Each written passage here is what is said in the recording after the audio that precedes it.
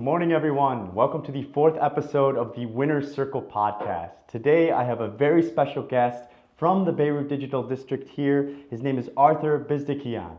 He is the CEO of Lemonade Fashion. They are a powerhouse disrupting how we click, connect, clothe ourselves in the digital age. Lemonade Fashion stands essentially at the intersection of technology, commerce, and creativity. So under Arthur's leadership, and his team, they're essentially a pioneering social commerce landscape where influencers and verified sellers drive a new era of retail. And it's all about trust and transparency. Thanks to Arthur's vision, Lemonade is not just accumulating users and creating a community of brand ambassadors. They have over 90,000 strong and counting. From winning hackathons to securing significant investments and partnership, he's propelling his platform to new heights. Behind the scenes, Arthur manages the same precision that scales his business in a discipline that drives his personal fitness and motivations. He's here to peel back the layers on what keeps him motivated, how he stays on top of his game, and the strategies that maintain his company's sharp edge. So tune in, sit back, get ready to extract the essence of entrepreneur endurance from a man who lives it every day. This is the Winner's Circle. Good afternoon, Arthur. How are you today? Hello, Samer. Thank you so much for that introduction. I think that was one of the best introductions I've gotten, so thank you for that one. Most welcome, most welcome. And thank you for having me. Who were your first three?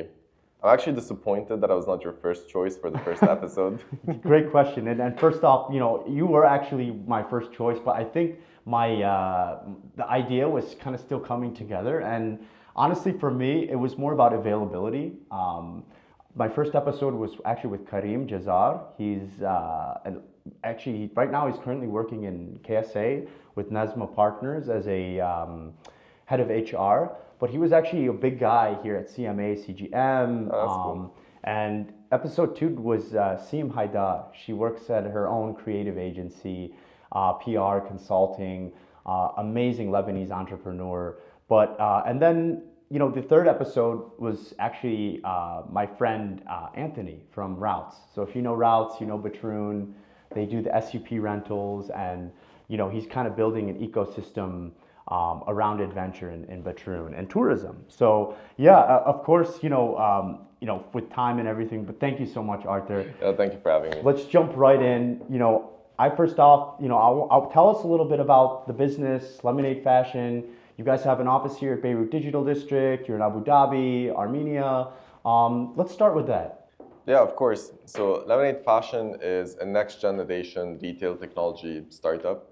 It started off more as a marketplace a couple of years ago. I started the company because my boobs were just too big and I could never find outfits that fit me. But luckily, my dad used to be a designer, and his friends were all tailors and designers, so they would create my custom outfits. And at that phase, I was working in technology and startups for about 6 years. And one day the thought just came to me. I was actually meditating in the morning and I'm thinking, what am I going to wear tonight? And then I suddenly got this idea, why not build a platform where I can buy whatever outfits that I want online, whether it's tailored or custom. And I want to be able to buy it from emerging designers and brands. So we created a platform that brings in the emerging designers from around the world. And that one started growing quite a lot. We had hundreds of brands working with us from different countries.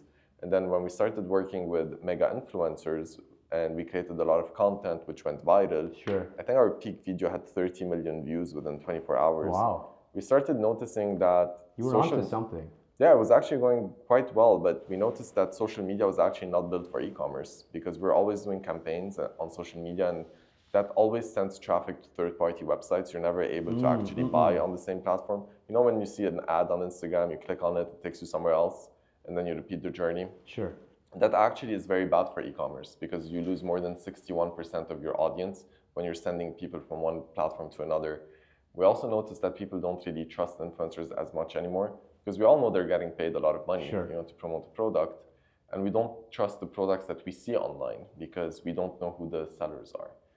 That's where the idea came. We're like, okay, if we already have a very advanced technology when it comes to commerce, which we already work with a decentralized community of creators and brands, we're like, why don't we add content within our own platform? So we started putting videos in the platform, tagging products into it, and then our investors called us, they're guys, this is going to be the next frontier in commerce, which is user-generated content around it, but in a more, video-first type of experience. So we pivoted. That was late 2022. Did a full pivot. Kind of Stopped everything. post-COVID world, post-COVID, everything was changing. I mean, Yeah, and it was a big risk because our business model was already working. And then when we decided to do a very big pivot, it was one of those moments where we're like, you know what, we believe that this is going to be better. And even if it doesn't work out, we don't really care because the new vision was so much bigger than what we were building. So full pivot, we built a platform now that is the intersection of technology, entertainment, and retail, where you can actually scroll on the Lemonade Fashion app as if it's a TikTok experience. So you scroll through video, but then as you're scrolling, you can directly buy products from the content itself. Now, the best part is that only verified brands can upload inventory. So all of the products on the platform are actually coming from trusted brands. But then everyone, as a user, we can create content. Sure. And then when we create content, we can actually tag the merchandise of the brands within our content. Within the platform as well. Exactly. And then as a user, if people are buying products from my content, I'm making a commission out of every single transaction. I don't need to hold inventory, right? Because the brands hold the inventory. Yeah, as far as the warehouse, the production, they everything. upload it. So you know how when you're creating content on TikTok or Instagram, you have a library of music. So within the Lemonade Creator tool, you don't just have the library of music, you have a library of the inventory of the brands. So you can start tagging this inventory in your content and you make money out of it. And the funny thing is that we even got reached out to by ByteDance, which is the company that owns TikTok. They're like, guys, the technology is super amazing. They're like, how can we collaborate together? So now even TikTok is collaborating with us. Well, ByteDance, the company that owns it. ByteDance, the parent company of TikTok, which... Exactly. And we've raised money from, like, one of our investors is Tim Draper, who's a multi-billionaire. Sure. But we also have a lot of other amazing people. We have employee number 5 at Google, who was their first engineer. We have the CEO of Turo, which is also a multi-billion-dollar platform. We have the ex-managing director of Facebook in the MENA that invested in us. We have a lot of countless others. Like we have Salim Adde, who's the founder of Mirax. So we have a very cool pool. And I'm forgetting so many of them, but we have such amazing investors backing it and helping us build it. Like one of my favorites is Abdo Ashar, who really helps us build the technology as well and mentors us quite a lot to raise their capitals on our cap table. Yeah, I saw that as well. That's amazing. And when it comes to talking to these investors and individuals who essentially are believing in your vision, was it when you approach these individuals, I mean, or folks, I mean, was there anything specific that you'd mentioned? I mean, it seems even in the early stages, maybe, you had this vision before, but I mean, to be able to onboard like these many people in such a short period of time, what was it specifically? Was it really the way you presented the vision, or was it everything, all the pieces were already there, you were connecting the dots? I don't think you ever have all of the pieces there. Sure. To be honest. But what I've noticed, at least for us, and I've seen this with other founders as well, you usually raise funds when you build trust, right? And it's a long-term relationship with these investors. When I raised money from Draper University, we were going through their program, which was a 5-week program where we lived on campus. Yeah. And then for 5 weeks, we're just building that relationship with everyone, right? Because you're living with them, you're part of the activities, there's a survival week, so many pitch competitions. And what Draper does is that they put you out of your comfort zone. So they make you do the weirdest stuff ever. Like we were selling condoms on the streets to strangers. No kidding. Because they want to see, they want you to feel comfortable, approaching sales. They want you to be comfortable with direct sales and selling stupid things and getting rejected because it's part of entrepreneurship. A lot of people were very uncomfortable and did not want to do a lot of the things, right? But if you play the game, right? So if you fully immerse yourself and you play the game, they like that. Yeah. And that's what we did. You're all in. We were all in, right? We're always all in. Even if it's something that I really don't want to do, we're still all in. We're always performing, always playing, always being part of everything. And then they came to us. They're like, we like what you're doing. We like your team. We like you as a founder. And we like the fact that you're able to gather a good team of people around you. Sure. They're like, we want to be a part of it. We want to invest. So that's how we raised our first investment. This energy you kind of created during this accelerator and everything, I mean, it seems that they picked up on it and it was felt, right? I mean, and they invested, we were 120 startups, I think, during our batch, and they invested in 4 of us. That's insane. And again, if you look at the four, it was all the four people that were the most committed to the program and exactly. showing their Because at the end of the day, entrepreneurship is a game, right? You have to play it, and in any game you get beat up. If a game is easy, then it's not fun, yeah right? The only time a game is actually exciting when is there's a when challenge. you have proper competition. Sure. Yeah, right. When there's challenge, you're properly competing, right? You don't know if you're gonna win or lose yet. I mean, it's like Formula One, right? Like currently with Max Verstappen beating everyone consistently, it's no longer that exciting to watch. But the moment you have a bit of competition, it gets exciting, right? Because now it's like, oh, who's gonna win? What's gonna happen? What's gonna be next? And that's what your life as an entrepreneur is like, right? You have ups, you have downs, and if you fully commit to it, if you fully play the game, then good things start happening. You're gonna lose some, you're gonna win some, and then as you practice, you get better. Yeah. And then if you surround yourself with the right mentors, the right coaches, if you have the right game plan, you constantly review your game plan, you review the mistakes that you're making, you're gonna keep getting better and better and better. Sure. And Arthur, would you say like having that U.S. base and being in San Francisco, Silicon Valley, would you say that gave you guys like a good edge and maybe as far as also meeting folks, but also in your product and your mission so far, would you say that helped? Yeah, I think for us, it was always taking the next step and not knowing where that's going to lead. Yeah. Right? Because you never know what's going to happen. And every time we've raised, and it's not just about the money, right? Like, yes, we've raised funds, but we've also closed mega partnerships. And they all Traction, come, clients. exactly, but a lot of these things come from unexpected places. And it always happens because we said yes to an opportunity, but we weren't sure about it. Like I got the opportunity to go to San Francisco, but I didn't know what to expect. Right? Like, there were no guarantees that we're getting money from Draper, not at all. Because again, they're investing It's in a gamble. They're investing in 4 out of 100 plus, right? So, but we went because we saw it as an opportunity. And even when I started the company, and my entire mind process ever since has always been, I don't mind taking a risk and it not working out. I don't mind it because at least I tried. What I do mind, however, is not trying and then regretting not trying, because then I'm always going to be thinking like, over it. what if? What if I did? What would have happened? Right? So when I got the idea for Lemonade, I didn't want to regret it. I got started the exact same day, right? Put a small team together. Within the first 10 days, we got a grant. We had meetings with investors. We won our first competition in the first 30 days of me coming up with the idea, because we just went for it. That's amazing. With all these opportunities, San Francisco, for example, let's go and see what happens. And then when we were there, we built relationships. We kept in touch with them. So our second round was actually also from San Francisco. But the way it happened is every person that I met during my trip, I put them on an Excel, and then every month I just sent them updates.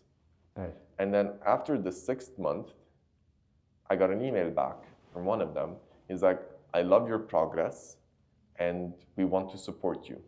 Wow. So they put together a syndicate, and then they came in and they invested around $350,000, right? Which was a seed round at the time, or you guys were pre-seed? Pre-seed. Okay, got it. Yeah, and then that's how it continued, right? So we kept on sending the updates. We no longer send monthly updates because now a lot of things are happening, but we send quarterly updates.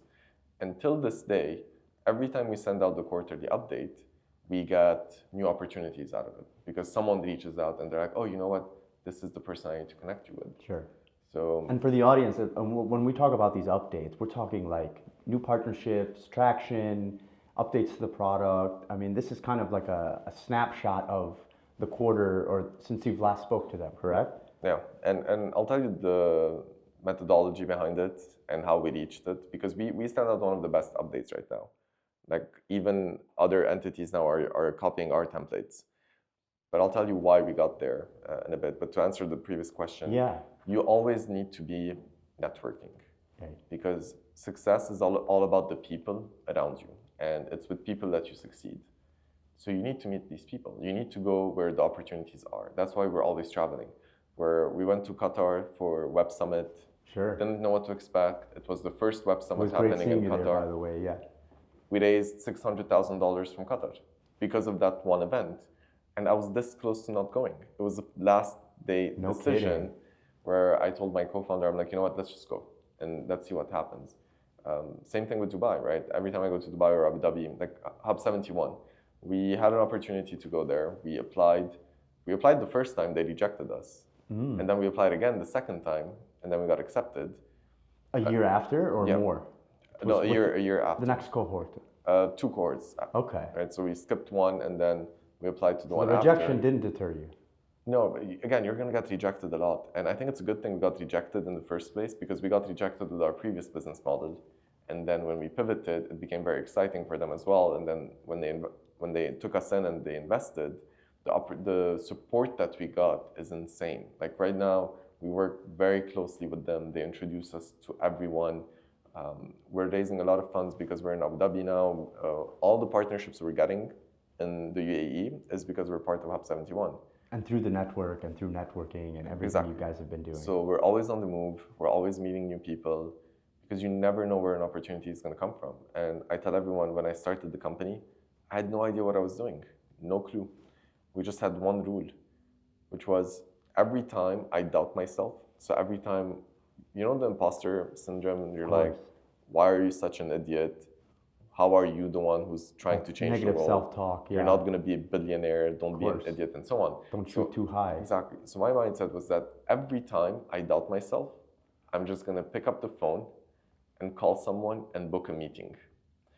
Which means every time I doubt myself, instead of taking a step backwards, I'm just committing one more thing, right? So I'm taking a step forward. I'm committing. I'm booking a meeting. And then I was doing like 4, 5, 6 calls a day, which means I was booking 4 to 6 meetings a day. And that's how within a month, we had already done more than what an idea stage startup would do in the first 3 to 5 months. But it's just because we kept on moving forward. And that was the only rule, right? A lot of the things that we did not work out, but some of them did. And then if you keep on moving day after day after day, the good things actually start adding up. And if you take a snap... And compounding, exactly. Exactly. So you take a snapshot of a year, right? And then you see, okay, I did a lot of things. Some things mattered. When you compound them over a year, you actually did a lot. So that was the only rule. Just whenever you doubt yourself, commit more. Pick up the phone, call someone. That's what we did for the first year. No strategy, no business plans. Just flying, man. Nothing. Just keep on committing. And that's what the team did as well. Yeah, and I think that's a good segue. And you mentioned networking, putting out this vibe, pounding doors, picking up the phone. And when we talk about building the team and even the early days in Lemonade Fashion, and for myself as a founder or co-founder, I was able to find my partner, right? So for me, I'm a sales, business development. My partner is more on the technology and into the actual product, right? And it's interesting that, and the co-founder dynamic, I think, is super interesting. And I think that's, from what I understand, you have two other co-founders. Three co-founders. I'm sorry? I have three others. Three other co-founders. So I think, and part of that was that, I mean, in this journey, you found them as you were building this, right? And if you could tell us a little more about it, and how does working with them and create this dynamic, and how was it a fit for you guys? Or how did you know this was a fit? It's very funny, like finding co-founders is like getting married.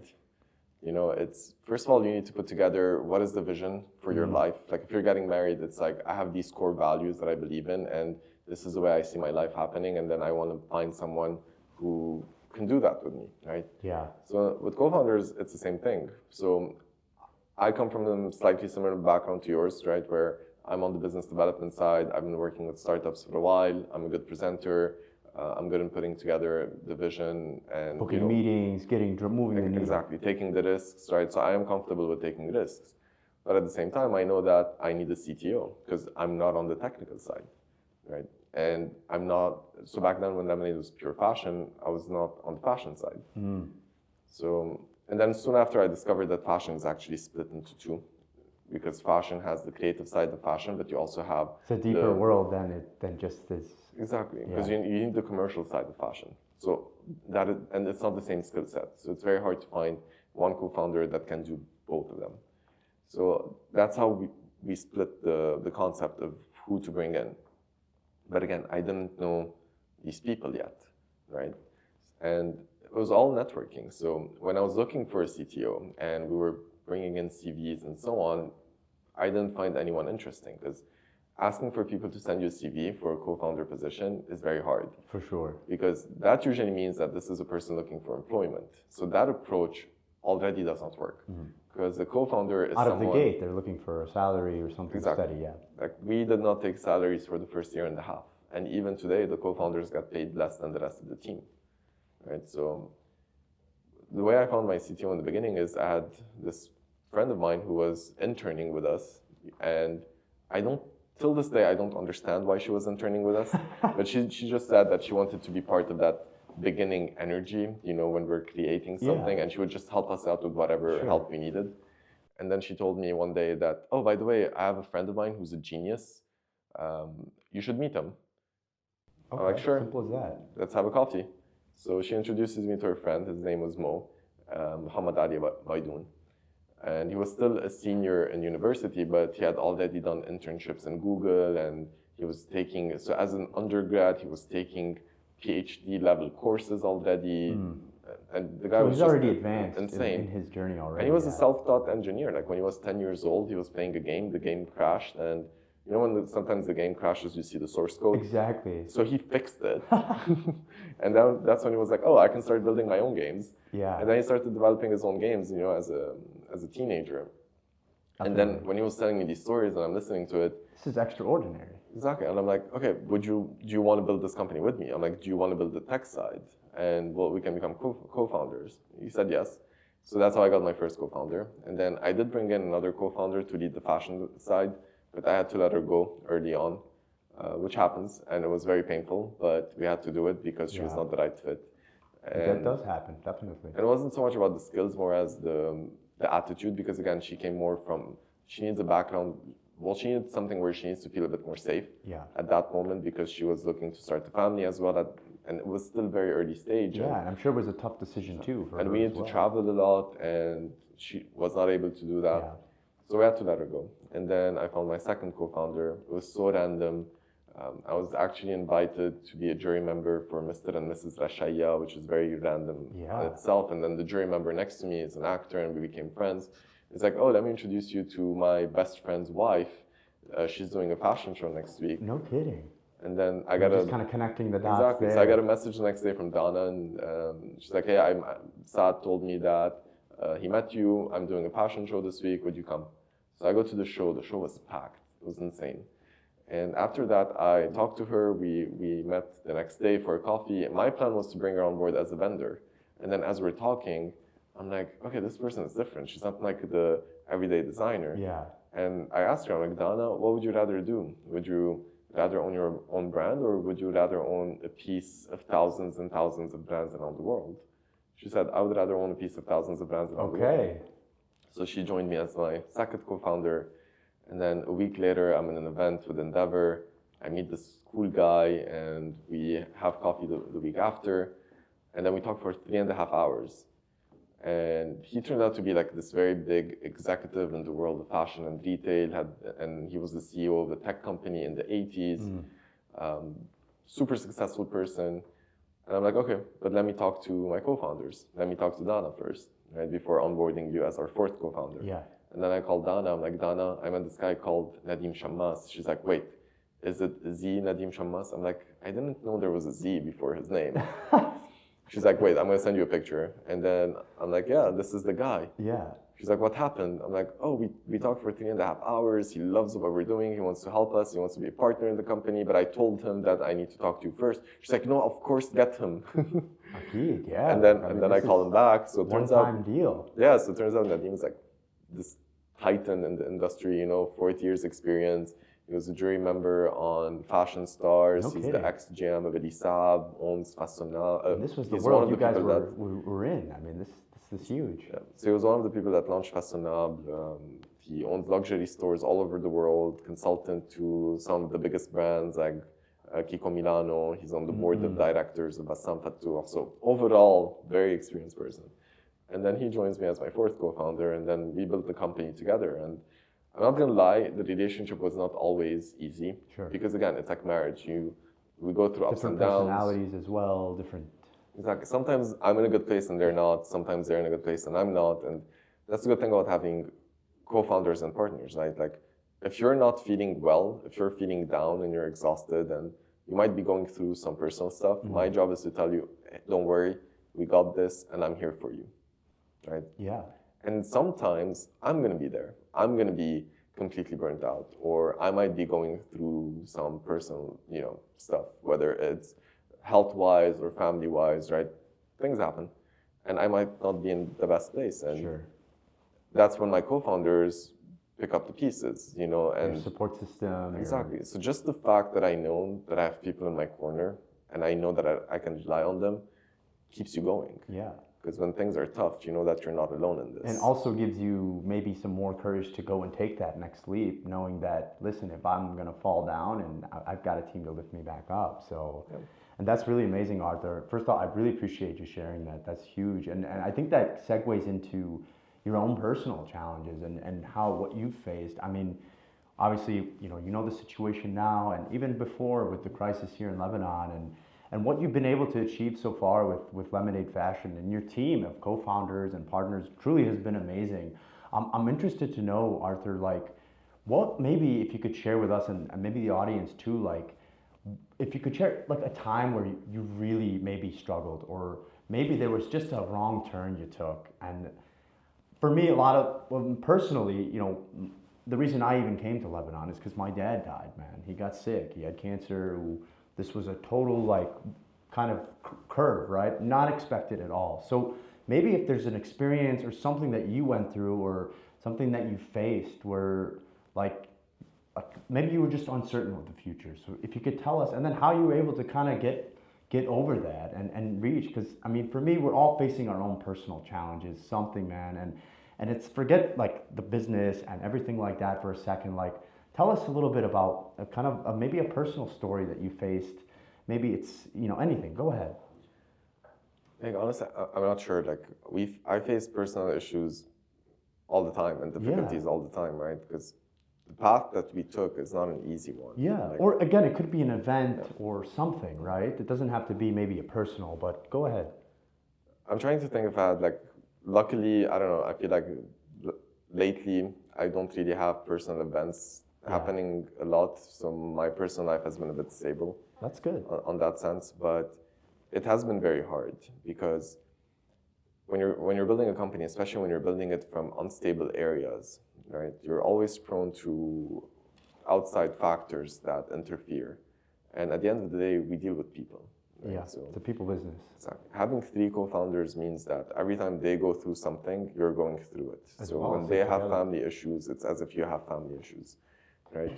We have more than 26 team members at the moment, which I feel responsible for. Sure. Right? Because it's them plus their families. They rely on you.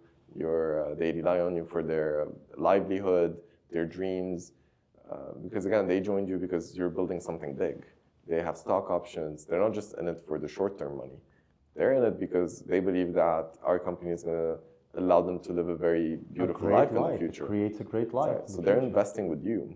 And that's a lot of responsibility. Plus, we have about 15 investors that put in quite a good amount of money, and you don't want to let these people down, and you don't want to let your family members down as well. And it's insane because you're trying to build something that doesn't exist. The moment you're building something that doesn't exist means that it is a very hard journey. Yeah. Because a lot of no's, a lot of doubt, a lot of people telling you. It's a lot of mistakes. Yeah. Because there's no blueprint for it. And you're going to make mistakes every single day. And you're going to doubt yourself every single day. And you're going to be overworked. The way I push my burnouts, for example, like, I am technically burnt out, and it's been a couple of years, but I keep on pushing it. The kind of definition of burnout, if you would say you're burned out. I'll give you an example. Like, I meditate every day, every morning, and I go to the gym 5 days a week. When I meditate every day and I'm working out consistently, I push my burnout by 24 hours exactly. But let's say on a given day, I did not meditate, and I did not journal, and I did not work out. By 2 p.m., I am done. I am completely burned, which means I enter a state of not just self-doubt, but very dark thoughts, where I go towards doomsday scenarios, right? Because that's where your Worst case mind scenario, absolutely. exactly Yeah. just starts trickling down. I no longer am present. I'm more living the past and the future. So I'm doubting a lot of decisions that I took, and I'm concerned more about the future. I regret a lot of the things that I did. I question my decisions. Yeah. I'm like, what am I doing? And then I'm automatically just tired and depressed, and I just want to stop. Right? And that is the ugly truth of entrepreneurship. It's very depressing a lot of times. Sure. And if you don't take care of yourself in the journey, I'm not the best example, by the way, because when I mentor younger entrepreneurs, I tell them. See. So you're at the AUBI Park here in BDD, and you're kind of is it residence and entrepreneur in residence? Correct? Yeah, entrepreneur in residence. It's EIR. EIR. Okay. I tell them I'm the heir of AUB. But so I actually tell the younger entrepreneurs, schedule time off. Like schedule in your yearly calendars. That's huge. Vacations. Yeah. It's very important. I'm just not the person that does that. So listen to what I say, just don't do what I do. Totally. Because I do think time off is important. And I think it's because currently I've taken on a bit too much. Yeah. That it's been a bit hard, and I keep on pushing my vacation. But it's a very hard journey, and I tell everyone it's the hardest thing I've ever had to do. I had to sacrifice a lot. Like I had a very good income before starting Lemonade.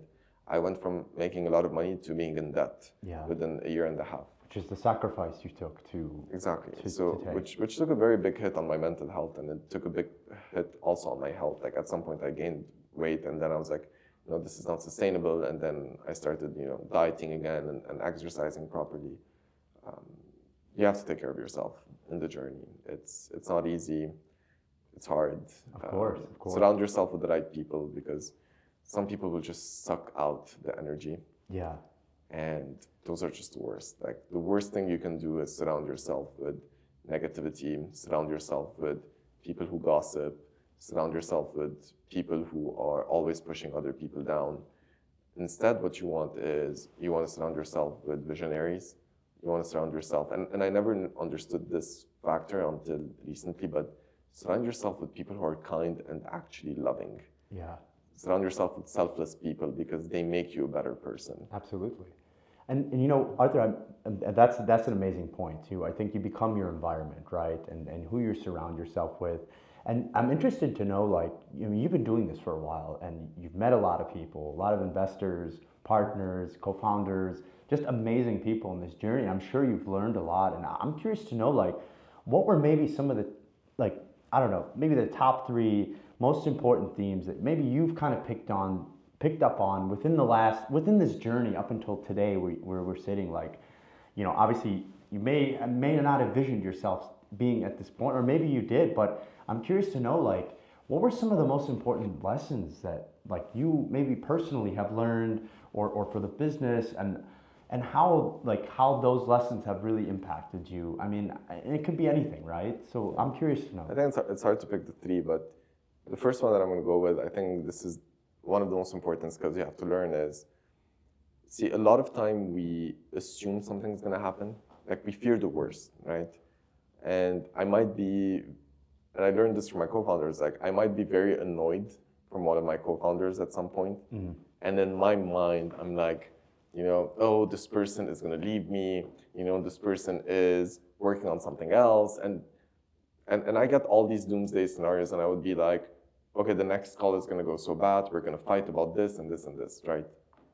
But it's always me projecting what that's going to be like. And then I actually live these emotions, and I get so angry on the inside, which is very toxic. And then with time, what I started learning is that, but that scenario did not happen. Yeah. Right? That was just in my head. Exactly. You're just a thought. There's more than a 95% chance that it's never going to happen. So usually our worst fears do not actually come true. But they are real because we're living them in our minds.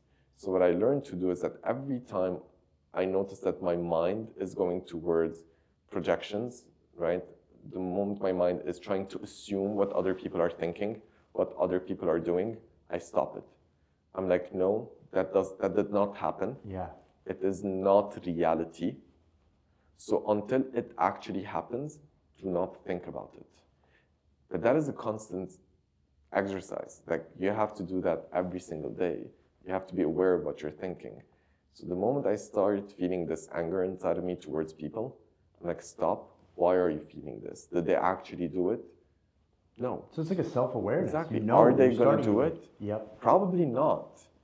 If they do it, we'll figure it out. But until this day, it has not been done. So why are you living that fear? Why are you actually taking your nightmares and giving them, power over Exactly. you? Trying to bring them to life and assuming the worst, as you said. So I think you need to be self-aware. You need to understand that, yes, sometimes not everything is going to go your way. And most of the time when something doesn't go your way, it's actually a scenario that you haven't even accounted for, right? So anyways, projecting it doesn't really make sense. Sure. If you live really in the present and you maintain a kind approach towards everyone, where you assume that everyone has a good intention, at least for the time being, because they haven't proved you otherwise yet, right? You live better, you take better decisions. So the less angry you are towards people, the more clear-minded you are to be able to take the right decisions. Absolutely. And And see the opportunities that may come to you as well. Because you can always build something two ways. You can be destructive or you can be constructive. I would rather be constructive. When I'm building the business, when I'm looking at the future, when I'm even outside of the business, right? Like with all the relationships, I try to always build it out of kindness. I'm like, I want to build it this way. I want to be at least a person who is kind, right?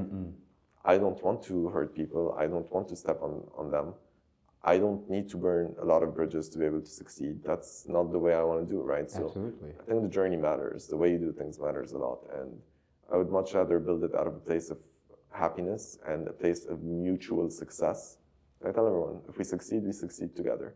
And if we fail together, right? So That's super huge. I totally agree with you. I think the same can be said even for our startup too. You know, we started pre-COVID or during COVID, didn't know what the future was. I mean, we're obviously a little bit different industries, market, focusing on ed tech, but you know, my partner and I, we felt we were both on the same page. We want to grow this. We're already 100% committed, and we're willing to do whatever it takes to reach that point. I feel like you've made a lot of sacrifices, Arthur, in your life so far. And for me, like we talk about that fire inside. I mean, you know, getting up, getting on these calls, picking up the phone, you know, and then of course going to the gym, taking care of yourself personally, and everything like that. And you know, a lot for me, to me, I felt maybe before 5 years ago, I was kind of like trapped. I felt stuck.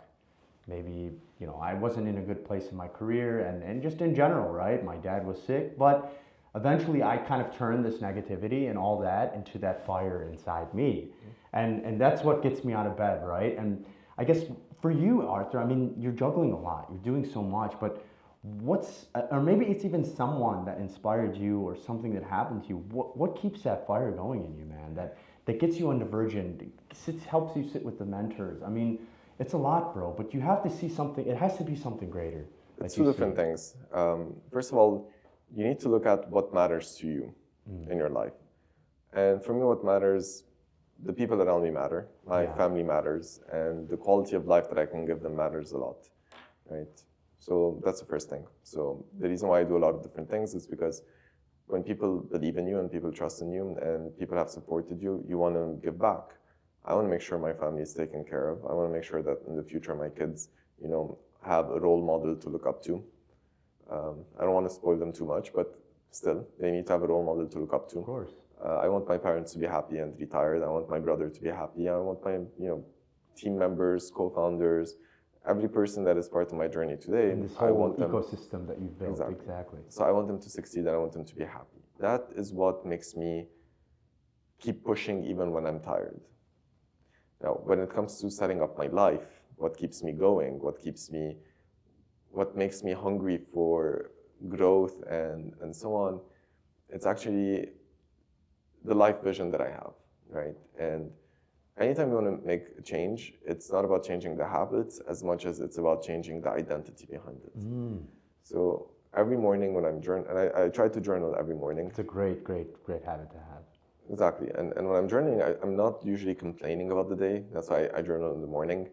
I actually set up my intentions. And then I remind myself every day that today I am an actor and I'm playing a role. And I'm playing the role, first of all, of the CEO, the eccentric tech CEO, the role of the visionary. The moment I write that, I already have a certain vision of what that person would act like, what that person behaves like, that I incorporated within me, right? Because I'm playing that role. Yeah. And then I put in, today I'm playing the role of the athlete. The moment I no longer need to say that I don't smoke, I don't drink, I don't eat junk food. It doesn't matter anymore because my identity is the identity of an athlete, which means automatically the good habits of an athlete are instilled within me. Absolutely. But it's from within, it's not forced. Yeah. Because my identity says, my brain keeps on telling me is that you are an athlete. How would an athlete behave? And then your actions just follow that. Right? Exactly. I tell myself that today I'm playing the role of the teacher and the mentor, right? Which means when I meet younger startups, I want to help them as much as possible because my identity allows me to do that or forces me to do that. I put in that I'm playing the role of the mystic, which allows me to really dive deep in my meditations and my spirituality. I put in that I play the role of the family man and the friend, which means I need to take care of the people around me and my relationships. So those are the main identities that I base myself on. And then I remind myself of that Which every are the day. pillars of Arthur. This is who Arthur is, right? So. And that allows me to really keep going, right? And that allows me to really keep growing within these identity pillars. And if something comes up that is not related to those, then I wouldn't really explore it. Sure. But the moment I say that I am the eccentric, I also put in that I'm the philanthropist, right? Which is part of the the eccentric CEO. It falls kind of in that group and identity. So automatically when I look at those things, I'm like, okay, we need to keep on being innovative. We need to keep on growing. We need to keep on, being at the forefront, but also taking care of all the other stuff. That's why I go to the gym every day, right? That's why I try to spend time with family. That's why I try to mentor new startups and so on. So it's really the identities that you're building around you. The reason why I put it on the family man, because I never want to forget that at some point I actually do want to have kids. Gotcha. No, that's truly inspiring, really, Arthur. Thank you so much for sharing that. And I totally agree. I think, it's important to, as you say, like, which hat am I going to wear today, right? Putting that on, and really embracing it, right? Like, you're all in. And when you're in that mentor/teacher role, you're giving it all.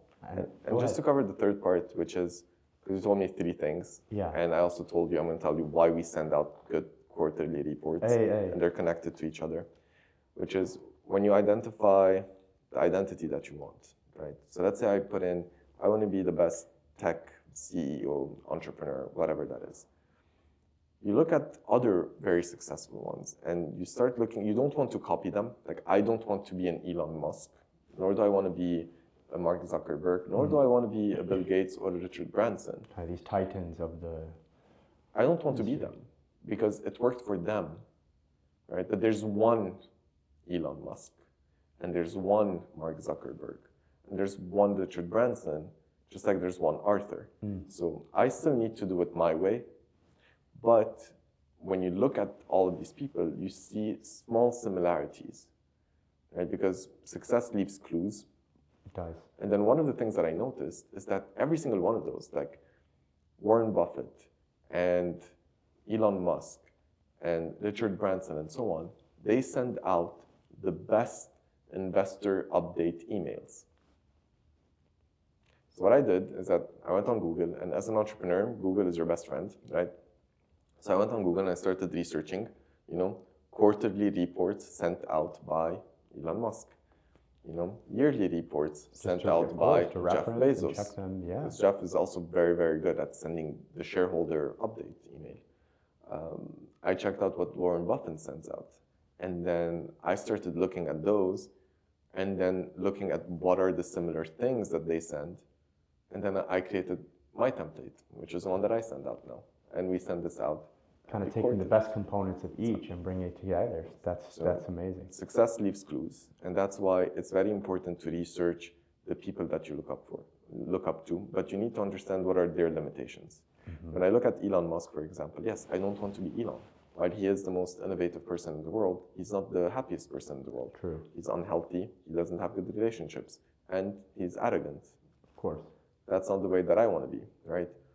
So you need to carve out your way of doing this, but if there are things that are similar, then you take them. And then you can include that in your identity if it's within the pillars that matter to you. Absolutely. And again, if it matches your mission and it can add value, then take the best of it, apply it to your business or to your even personal growth and go from there. Amazing, really, truly amazing, Arthur. And we're getting down to the end of the podcast here. And maybe if you want to leave us just with some words or some inspiration. I mean, we've got a great listener base here and they're excited to hear it. Maybe just leave us with something like maybe what's next for you, Arthur. Or if you could tell us a little like give us something here as far as like next steps here for you, or maybe you want to share something that maybe you've been telling the startups going at the ones you mentor. So go ahead. I feel like I already said a lot of the things that no, you have. I wanted to say. Great. I don't know what's still missing, but all I can say is that you need to believe in yourself. I love the words of the Frank Sinatra song, which says, "I did it my way," because always remind yourself this is your opportunity to build your way. Sure. If I'm building a startup, if I'm part of a corporation, it's not mine, right? I might have some influence in it, but it's not my company. Yeah. Right? When I'm building my own, it is my opportunity to build it my way. I can put in the values that I want. I can treat people the way I think is right. I can create the environment that people work and live in and play. The environment, the culture, the vision, right? I want to be a very innovative company. And I don't want people to stand in that way, right? I want to be able to do it. My point is that depending on what you believe in, I believe that potentially we live once. And I heard someone say it once, it stayed with me. If you live right, once is more than enough. It's truly amazing. I've heard this before as well. So, and when I look at my life, I always constantly remind myself that I am mortal, which means every day before going to bed, I remind myself of all of the things that I'm not, which means I remind myself that one day I'm going to die, and I try to picture myself dead. And when I'm dead, I'm not taking with me my relationships. I'm not taking with me anything behind. Money. I'm not taking with me anything. And the reason why that's important is because that reminds us that we have limited time. And the way we live matters. Because if it's all about the destination, death is the destination. Yeah. So you might as well get there now. If the journey is the purpose, then you need to live every day as if that day matters. I know it's cheesy and we hear this all the time, but it makes a big difference. And I always try to picture myself on my deathbed when I'm really old. And when I'm really old, I don't want to look back and say, what if? I don't want to look back and say, what if I took that risk? And have this regret on your shoulders, yeah. And in the past, when I used to look back, I used to only look at my career, right? And that's why I started this startup. I took all the risks. Now when I'm looking back, I'm like, I don't want to say, what if I traveled more? I don't want to say, what if, I took a bit more time to spend with the family? What if I started a family? I don't want to regret also missing out on the other elements of life. Yeah. And when you do that, it actually helps because you're like, okay, time is moving and that day is going to come. Just like when we were kids, we never believed the day where we would graduate from high school. And now suddenly we're in our 30s. And it's like, I could never even imagine this day. Absolutely. But this day came. And how fast it moved. So that day is going to come. Our last day is going to come. Our last breath is going to come. Sure our will. last minutes are going to come. And you're going to look back.